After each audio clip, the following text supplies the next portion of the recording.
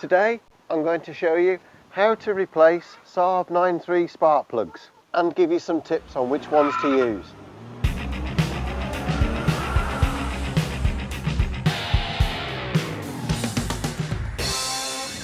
You don't need to remove the plastic engine cover. The reason mine's not on is because I actually leave it off.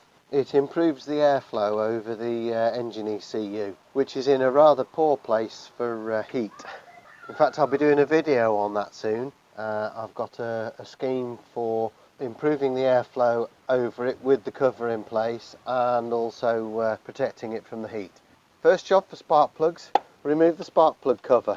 If you've got the stock screws on your cover, then you'll need a T30 Torx to get them off. Once you've removed all 4 screws, simply lift the cover out. With your ubiquitous 10mm socket, loosen the screws that hold coil over plugs into place and remove the screws. I find using one of these knurled extensions a brilliant way to spin loose screws out. Pull up on each coil to separate it from the spark plug below and lift the coils out of place. With a 16mm spark plug socket on an extension, loosen all the spark plugs about 2 turns. Make sure you're using a spark plug socket that's got a rubber inside it so that it'll lift your spark plugs out of the hole.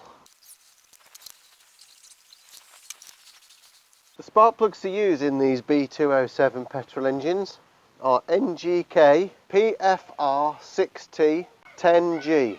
That's what's specified from the factory, that's what they come out the factory with. Now the Saab T8 engine management system is designed to use these spark plugs. The knock sensor system puts a DC voltage across the spark plug gap to detect any abnormality or anomalies in the burn rate and the spark and the ignition. And using any other spark plugs can upset that system. Speak to any Saab specialist anywhere, they will tell you always use NGK. Now if you've got a slightly tuned engine, some say to drop to a cooler plug, which would be a 70, and some also say to reduce the gap possibly down to 0.8 of a millimetre. I've got a Mapton stage 1 tune with a front mounted intercooler. I've done 100,000 miles with this engine with the Mapton tune in place. It's never so much as missed a beat with the standard spark plugs set to the standard gap.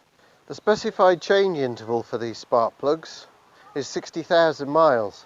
Now this old spark plug here has actually done 62,000 miles, and although it may not be obvious on the screen there, the gap has opened up quite considerably. The engine was still running fine though. I have however spoken to a Saab specialist who works not too far from me, and he recommended changing the spark plugs at 36,000 miles. My own opinion is that that's probably a little too soon, but probably somewhere between 40 and 50,000 is probably about right. Use a clean microfiber cloth with a little carburetor cleaner soaked into it. Push it down into the hole and just make sure that the plug seats are clean. These NGK plugs come pre-gapped. In fact, the 10G at the end of the plug number tells you that they're pre-gapped to 1.0 millimeters. Make sure your rubber insert is inside your spark plug socket. Place the new spark plug in, make sure it holds in place, and then gently drop it down the center of the hole so that the electrode goes into the engine. Turn the plug in the unscrew direction slightly until you hear the ends of the threads click. Screw in by hand, just nip it down. A word of caution here for these NGK plugs: do not put copper grease on these threads, or for that matter any lube.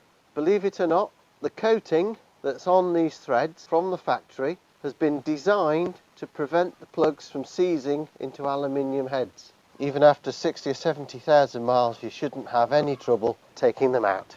Once all your spark plugs are in place, with your torque wrench tighten the spark plugs to 27 Newton meters or 20 pound-feet. Put your coils back in the same order you got them out. Don't forget to replace the screws that hold the coils in and tighten them down. A video that I am planning to do in the near future is I'm going to show you how to test these coilover plug units. I've seen on an awful lot of forums for quite a number of years now, garages in particular claim that they can't be tested, and the only way to find out if they're the cause of a misfire is to exchange for a new one. Of course, fantastic for them at £60 a piece, not to mention the labour for looking at your engine and switching it over, but they can be tested with simple equipment. If you want to make sure that you don't miss anything, and that video in particular, make sure to subscribe, hit the bell notification and select all notifications. Make sure that the cables supplying the coils are tucked down behind the coils into the cavity. Place the cover and its screws. The manual doesn't specify a torque for these screws, so I just suggest doing them by hand with a 1/4 inch ratchet handle. Another tip I got from my granddad some years ago: always keep one set of old spark plugs as emergency spares. And we're done for another 60,000 miles. If you got value out of this video, please hit the thumbs up next to the title, and we'll see you next time.